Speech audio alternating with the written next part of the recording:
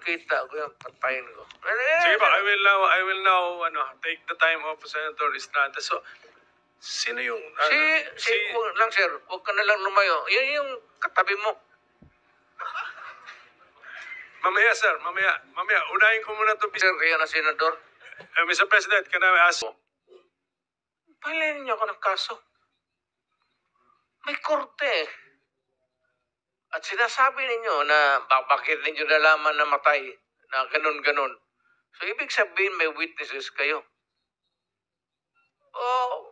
You file the case in court or file the cases in court. Sabi ko nga dito sa ano ko,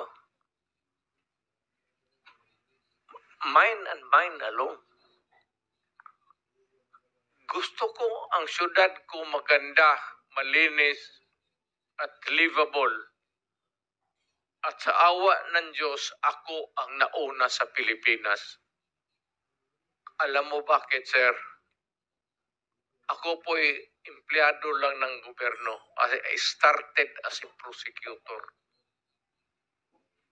Kaya kapa ko yung kriminalo, pati yung mga criminals.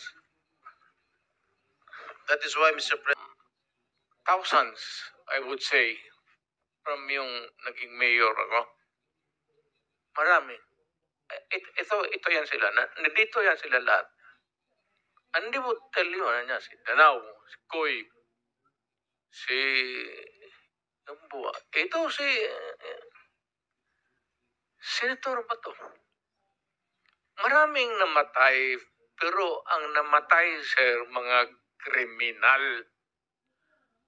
Alam mo kasi ang Davao is a crossroad kasi ang unang nag-bloom sa Mindanao, nagaroon ka man, sir, ang Davao. Kaya saan yung progressive at saan yung pera negosyo, nandoon rin yung mga kriminal. Kasi ang negosyante pati ang kriminal, magkasama yan. Kung saan yung pera, mga negosyante, nandoon yung mga kriminal.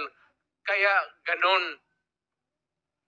Kapag kapubo ka na mayor at hindi mo takot kang makulong, ako, di makulong, di makulong. I can make the confession now if you